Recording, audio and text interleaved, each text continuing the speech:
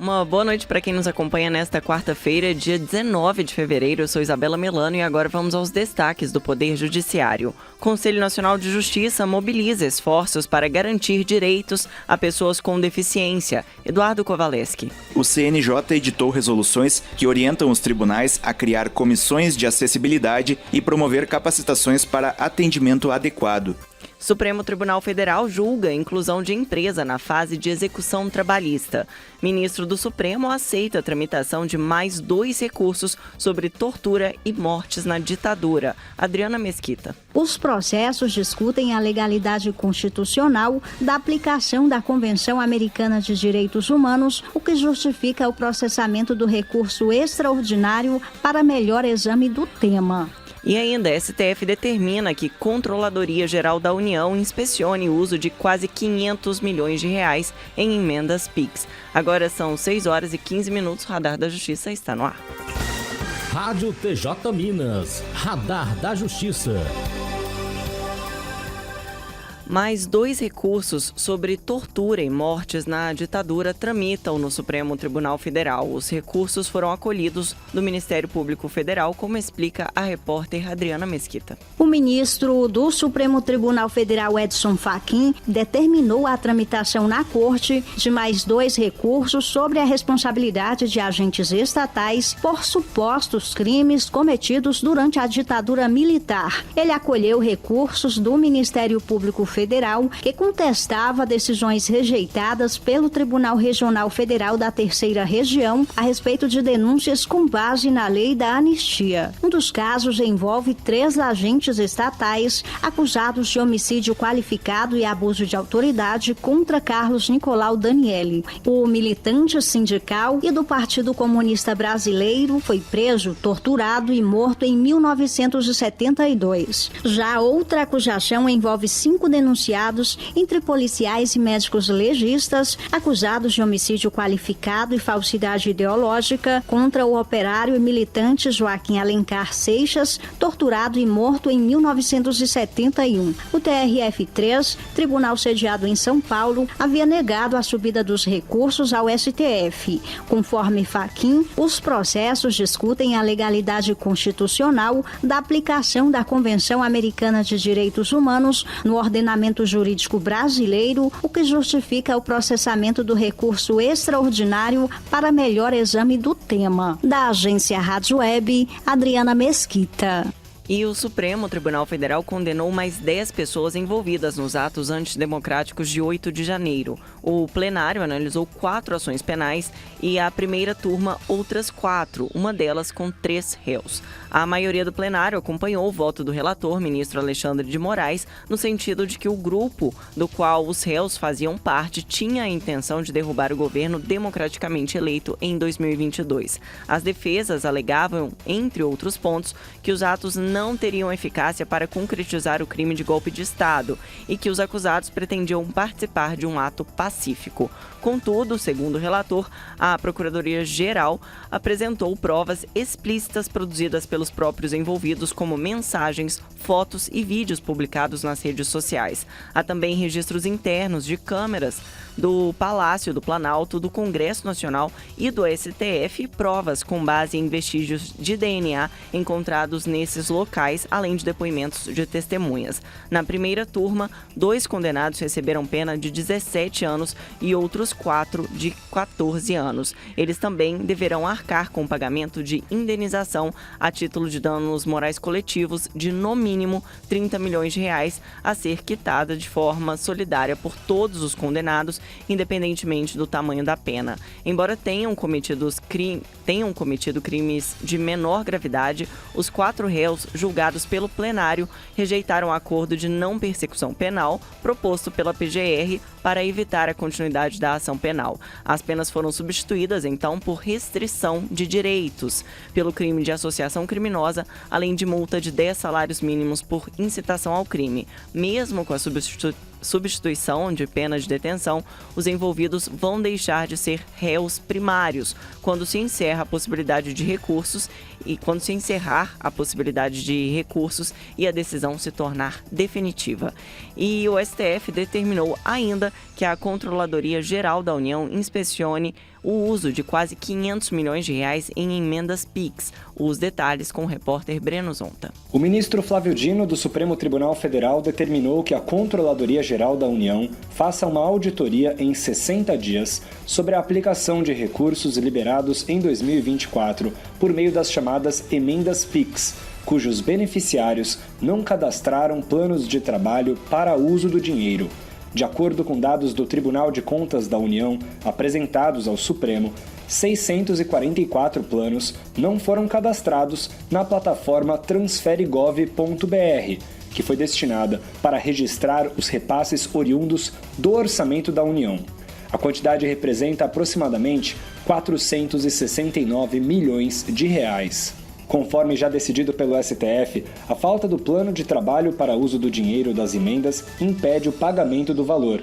Dino também intimou o TCU a levantar dados sobre a divulgação dos planos de trabalho referentes a emendas dos anos de 2020 a 2023. Já a CGU terá 60 dias para verificar se os planos que constam como aprovados na plataforma estão sendo executados de forma adequada. A Procuradoria-Geral da República será informada sobre os planos não cadastrados para avaliar a eventual responsabilização de gestores estaduais e municipais por omissão. Da agência Rádio Web, Breno Zonta. No próximo bloco, o CNJ mobiliza esforços para garantir direitos a pessoas com deficiência. E ainda, isenção de custas antecipada de advogado que cobra honorário vai à sanção. Agora são 6 horas e 21 minutos. A gente volta já. Radar da Justiça. Nesta quarta-feira, o STF voltou a analisar em sessão plenária, se a empresa de mesmo grupo econômico pode ser incluída em fase de execução de condenação trabalhista, mesmo sem ter participado da fase de produção de provas e julgamento da ação. O julgamento ocorria em plenário virtual, mas foi levado ao plenário físico após pedido de destaque do ministro Cristiano Zanin. Assim, o placar foi reiniciado. Na sessão da última quinta-feira, o relatório foi lido e partes e Amit Curi se manifestaram. No plenário virtual, o ministro Dias Toffoli, relator do caso, votou pelo provimento do recurso a favor da inclusão de empresas do mesmo grupo econômico na fase de execução trabalhista, desde que precedido de desconsideração da personalidade jurídica. Hoje, o ministro manteve o provimento do recurso, mas adotou posição intermediária quanto à possibilidade de inclusão de terceiros não integrantes da fase de conhecimento no processo de execução trabalhista. Não votou no sentido de negar completamente essa possibilidade, mas de estabelecer critérios que garantam o devido processo legal. Vamos ouvir. Eu produzi a seguinte tese, que já é de conhecimento de Vossa Excelência, mas que eu vou fazer a leitura.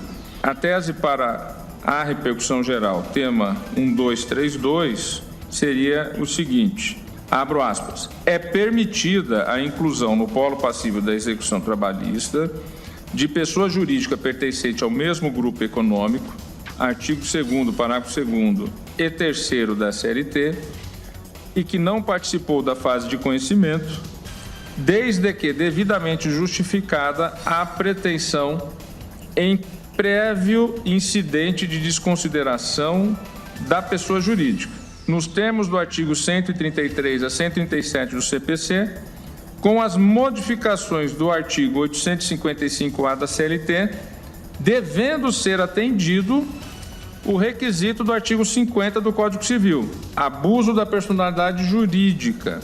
Aplica-se tal procedimento mesmo aos redirecionamentos operados antes da reforma trabalhista de 2017. Fecho aspas. Ao votar, o ministro Cristiano Zanin destacou que a legislação trabalhista permite que o empregado acione tanto a empresa para a qual trabalhou quanto outras que integrem o mesmo grupo econômico. No entanto, ressaltou que a caracterização do grupo exige a demonstração de interesse integrado, efetiva comunhão de interesse e atuação conjunta das empresas. Assim, uma empresa não pode ser incluída na execução se não tiver tido a oportunidade de se manifestar na fase de conhecimento. A Corte fez então um intervalo regimental e o julgamento segue em andamento. E o Conselho Nacional de Justiça promove ações anticapacitistas para garantir direitos às pessoas com deficiência. Os detalhes você confere agora com o repórter Eduardo Kovaleski. O Conselho Nacional de Justiça, o CNJ, está mobilizando esforços para combater o capacitismo e garantir os direitos das pessoas com deficiência. Hoje, mais de 18 milhões de brasileiros vivem com algum tipo de deficiência e enfrentam desafios como baixa escolaridade e dificuldades no mercado de trabalho. Dados recentes mostram que apenas 29% das pessoas com deficiência estão empregadas, contra 66% das pessoas sem deficiência. Para mudar essa realidade, o CNJ editou resoluções que orientam os tribunais a criar comissões de acessibilidade e promover capacitações para atendimento adequado. A Resolução 230 de 2016 foi um marco ao incorporar os princípios da Convenção da ONU sobre os Direitos das Pessoas com Deficiência. Já a Resolução 401 de 2021 ampliou essas ações, incentivando a criação de unidades especializadas nos tribunais. A luta pela inclusão também ganha voz em histórias como a do influenciador Ivan Baron, que possui paralisia cerebral e é autor do guia anticapacitista, e a do procurador Cláudio Dreves, tetraplégico, que sonha em integrar o Superior Tribunal de Justiça. Ambos destacam a importância de mudar mentalidades e garantir oportunidades reais para pessoas com deficiência. Além disso, o CNJ lançou um protocolo para acolhimento humanizado de pessoas com transtorno do espectro autista, o TEA, no Judiciário. A iniciativa busca combater estigmas e oferecer atendimento respeitoso a esse público. Da agência Rádio Web, Eduardo Kovaleski.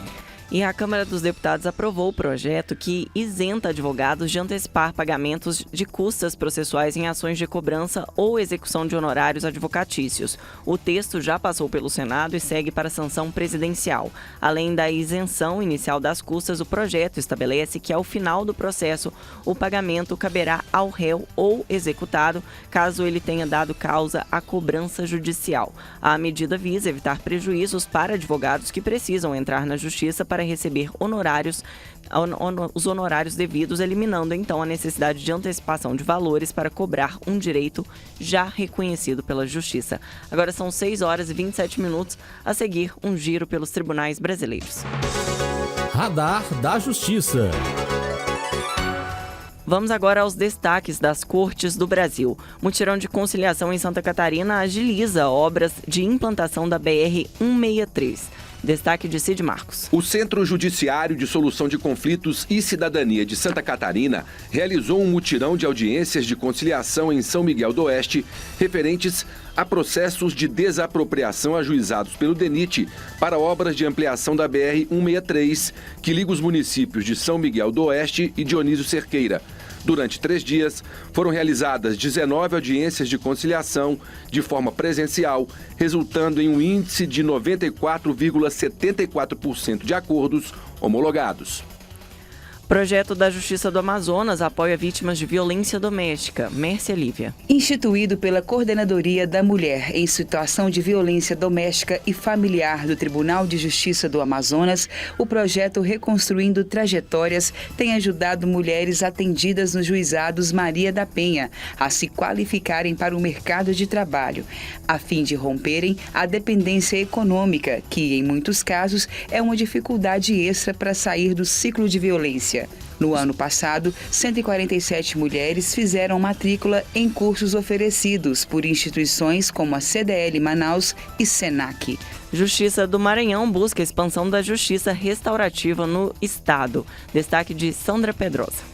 O Tribunal de Justiça do Maranhão, por meio do Núcleo Estadual de Justiça Restaurativa, tem atuado na implementação de ações voltadas a alternativas de resolução de conflitos, por meio de práticas restaurativas. A parceria com diversas entidades e a continuidade dos serviços de atendimentos restaurativos ampliam o acesso à justiça e a efetividade das ações por meio do diálogo. 6 horas e 30 minutos, o Radar da Justiça de hoje fica por aqui. Você pode rever este programa no canal da TV TJ Minas no YouTube. Uma ótima noite e até amanhã.